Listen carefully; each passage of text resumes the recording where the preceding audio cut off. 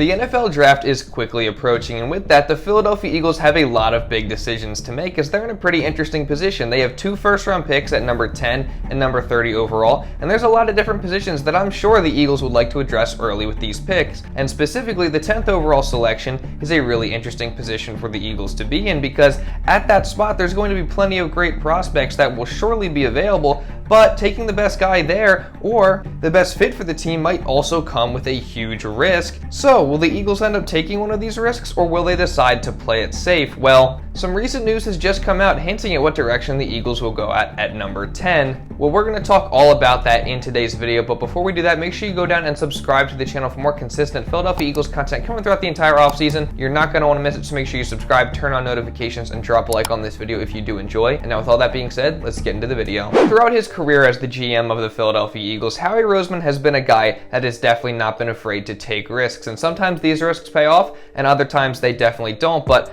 the one thing we do know is that he's definitely not afraid to do it if he feels like it's the right decision. But another thing we do know about Howie Roseman is that he does have some positions that he prioritizes over others, and that's something definitely to think about as we get closer to the 2023 NFL draft. And, you know, at this point in the offseason, who the Eagles might select at number 10 overall has been a pretty big talking point. And obviously there's a lot of different directions the Eagles could go at 10, but we don't quite know what Howie Roseman and the Eagles are thinking, although some of us definitely have our ideas. But recently, we just got a couple pieces of news that are giving us hints about what the Eagles might be thinking at number 10. So let's start out with probably the biggest piece of draft news from this week, and that involves top prospect Jalen Carter. And reportedly, Jalen Carter is refusing to have pre-draft visits with teams that are selecting outside the top 10, which is very interesting to say the least, but the news continues on as Adam Schefter, he put this out on Monday saying, quote, Georgia defensive tackle Jalen Carter is visiting the Bears today. It is his second visit, with him already having visited the Eagles. Carter's agent, Drew Rosenhaus, said he's declining visit requests for any team drafting outside the top 10 picks.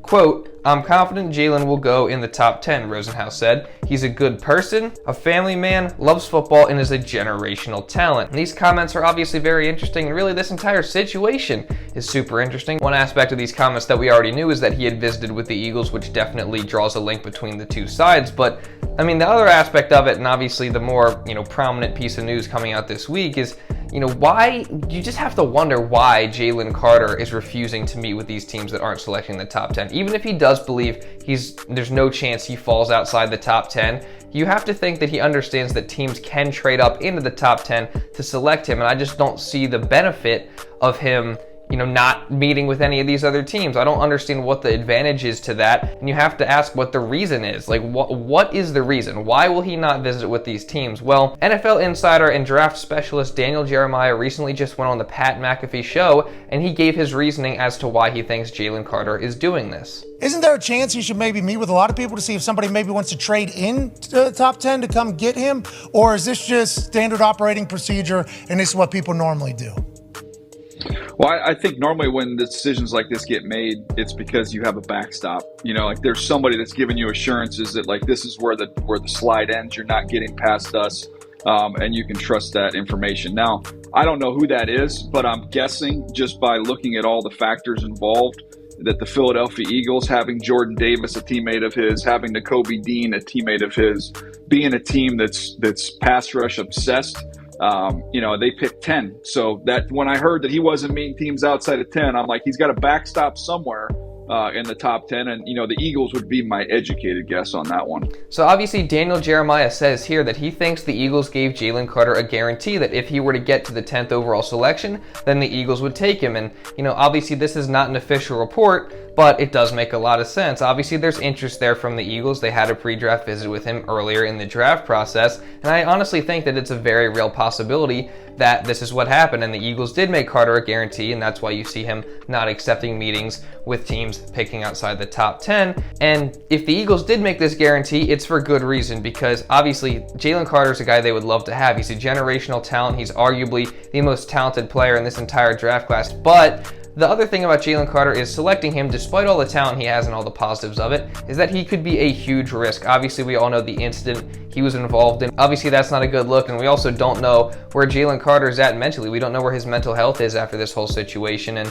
that could be a potential reason for why he showed up out of shape to his pro day. But also, some people are questioning Carter's work ethic as, he had 2 months to get in shape for his pro day, and he came in out of shape. He couldn't finish any of the drills. It was a really bad look for him overall. But it seems like the Eagles aren't particularly worried about all this, because I think they believe that if they were to get him and they bring him in and they get him bought into their culture that they've built, one of the best cultures in the entire NFL, it would work out just fine. I mean, obviously the Eagles have phenomenal leadership, and they also have some former teammates of Carter's and Jordan Davis and Nakobe Dean that could help guide him. And it seems like Jalen Carter coming to the Eagles would probably be an ideal situation, not just for the Eagles because of how talented Carter is, but for Carter just to recover mentally and just prove that, hey, he made a mistake, but this is not who he is as a person. This doesn't define him, and he can come out and prove exactly that. I think the Eagles are the perfect opportunity for him to do that, and it seems like the Eagles are willing to take the risk of drafting Jalen Carter should he get to number 10 overall. And I believe if he's there at 10, you 100% got to take him. He's that talented, he's that good. But let's say he's not there at 10. Well, who else could the Eagles take with that selection? Well, we just got some recent news regarding that as well, as Joe Castro, aka Philly the podcast on YouTube, who's an up-and-coming Eagles content creator. He just hit 5,000 subscribers, so huge shout out to him. I'll put his link in the description. Go subscribe to him. He's got some great content over there. But he took to Twitter and he said this, quote, "I'm hearing the Eagles are seriously open to taking Bijan Robinson at 10. Other names I was told are hot were Lukas Van Ness, Paris Johnson Jr., Peter Skoronski, and Jalen Carter." So this report is obviously very interesting, and of course you have to ask, where did he get this information from? But I don't think that Joe Castro is the kind of guy that's just going to make something up off the top of his head. He clearly got this from somewhere, and he's also a content creator that has a lot more insider information than someone like myself or maybe some of us other guys in this circle, because he got to cover the combine. It seems like he's going to get a chance to go cover the draft as a part of the media, so congrats to him for all that. But I think, based on all this is a report that has to be taken seriously, so let's examine it a little bit. So in the first part of his tweet, Castro mentions the possibility of the Eagles taking Bijan Robinson, the star running back from Texas. And in his report, Castro says that the Eagles are seriously open to taking Bijan Robinson at 10, which some Eagles fans may not like. Personally, I think that would be okay. I think that would be a good pick, and I've talked multiple times on this channel about why I think adding Bijan Robinson would be a great move for the Eagles, but I think Bijan Robinson takes the Eagles offense to a whole new level. Right now, I think they're already one of the best offenses in the league, and adding an elite running back like Bijan Robinson would just make them even better and harder to stop. And Bijan Robinson is being called one of the best running back prospects to come out of the draft in a long time. He's a very complete player. He's got some great ball carrier vision. He's physical, he's fast, he's elusive. He can pretty much do everything. He can catch out of the backfield. He's a good blocker. He just would be a great addition and a solid weapon for the Eagles on the offensive side of the ball. And I think if you get him, he's going to be a huge difference maker for your offense, not just this year, but for years to come, as you would have him at that running back position, giving you great production for 4 to 5 seasons for a rookie scale contract for fairly cheap, and you wouldn't have to re-sign him for a long time. And I get the people that say, oh, well, you don't draft a running back in the first round because they're not going to get to their second contract and you're not going to pay him a lot of money. And I get that, but I also think that getting him in here for 4 to 5 seasons would be a really, really solid move, especially for the cheap price that you're going to have, because otherwise the Eagles running back room might just be constantly rotating every single year, and you're not going to have any stability there. And it's not like the Eagles haven't had any interest in taking a running back early before. Obviously, they never have taken one in the first round under Howie Roseman. But back in 2017, they wanted Christian McCaffrey. They wanted to move up and get him, and obviously that didn't end up happening, but they wanted to do it. And then in 2019, they took Miles Sanders with a second-round pick. So it's very clear that the Eagles are not opposed to spending valuable assets on a running back. And also, we know that Howie Roseman, he just doesn't have one set frame of mind. He's willing to adapt and adjust and do things that he thinks are going to pay off in the long run. And I think even though number 10 might be really high to take a running back, but it seems like if the Eagles think he's the best player available, they'll end up taking him. And although, like I said, this could be viewed as another risk because, you don't take running backs in the first round, I do think there's exceptions to that. I definitely think Bijan Robinson fits the mold of a guy who would be an exception to that rule. I think he's probably a top 5 overall player in this entire draft, and just because he's a running back, he could get all the way to 10, probably fall even farther than that if the Eagles don't end up taking him. I think this is a risk that the Eagles could and should be willing to take. And I definitely think, although some people might not think it is, it's starting to seem more and more like a real possibility. Well, say they don't take Robinson, say they don't take Carter. Well, Castro mentions a couple other guys in his report as well. One of those guys is Lukas Van Ness, the pass rusher from Iowa. And, taking him at number 10 could potentially be another risk because although he's got some nice skills, he's got the ability to play outside or inside, he's got some good strength, he's got some good size, good speed, he's got a nice spin move that's already NFL caliber, and he's got some very good hands, and he also has some good production as well. As 2021, he had 7 sacks for Iowa, and in 2022, he had 6.5 sacks.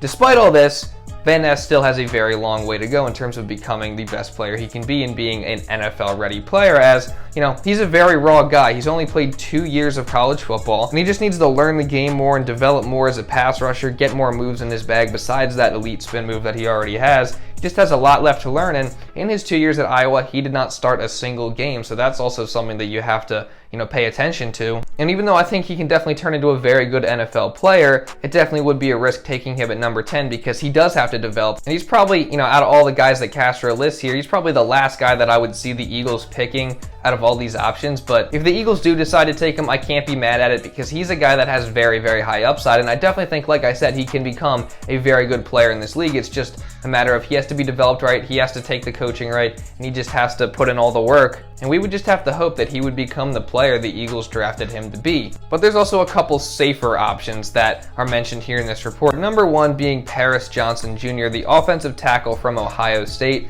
Obviously, the Eagles are a team that love offensive linemen, and Paris Johnson Jr. is definitely one of the better ones, if not the best offensive lineman in this entire draft, and he's just a really good overall solid player. He's a great run blocker already. He's also a solid pass blocker, although he could definitely develop a little bit more on that front. But something else that's really nice about Paris Johnson Jr. is he's already a phenomenal leader. He was that at Ohio State, and I think he could be that for the Eagles should they take him. And he's also pretty versatile, as he could play the tackle or guard position, and he's a guy that the Eagles could definitely use because obviously they lost Isaac Seumalo in free agency to the Pittsburgh Steelers. And, I talked yesterday about the Eagles having Cam Jurgens step up and play that right guard role, but if they didn't want to have him do that, they just wanted to have him exclusively play center and learn behind Kelsey for another year, they could go out and select Paris Johnson, and he could play the guard position next year for the Eagles, or they could just pick him for the future to fill in for Lane Johnson when he retires as well. So he definitely could be a solid pick, and I think it's definitely a very realistic option for the Eagles because, again, they love offensive linemen. And another offensive lineman that Castro mentions in his report is Peter Skoronski, the offensive tackle from Northwestern, and he's also one of the better offensive linemen in the draft, if not the best. I think it's between him and Paris Johnson between who's the best one in this draft class. And just recently, the Eagles reportedly had a pre-draft visit with Skoronski, so that definitely shows interest there. And Skoronski is a very good all-around player. He's a good pass blocker, he's a good run blocker, he's just really NFL ready. He's probably the most NFL ready offensive line prospect in this entire draft class. And, he's also a versatile player because he can play tackle, that's what he's played in college, but he also has the body type and the skill set that allow for him to move to the guard position if the Eagles were to call for that. And again, that's something the Eagles might want if they were to pick Skoronski in the first round at number 10. And although either one of these picks isn't the, super cool, flashy option that I'm sure a lot of Eagles fans want, they definitely would be solid picks, and there's good reason behind them, and I don't think I could be mad if the Eagles went out and picked either one of these guys. So, of all these players that I mentioned here, they're definitely all good options, and I definitely prefer some of these guys over others, but I wouldn't be mad if they picked any one of these guys at number 10 overall. I guess we're gonna see what happens, but let me know what you guys think down in the comments below. What would you think if the Eagles picked any of these prospects at number 10 overall? I'd love to hear it. If you did enjoy this video, make sure you drop a like on this video and subscribe for more videos just like this coming in the future covering the Eagles. If you want to watch another video talking about the Philadelphia Eagles, you can go watch this video right here. Now, with all that being said, that's pretty much all I got for this video, guys. So thank you all so much for watching, and I'll see you in the next video.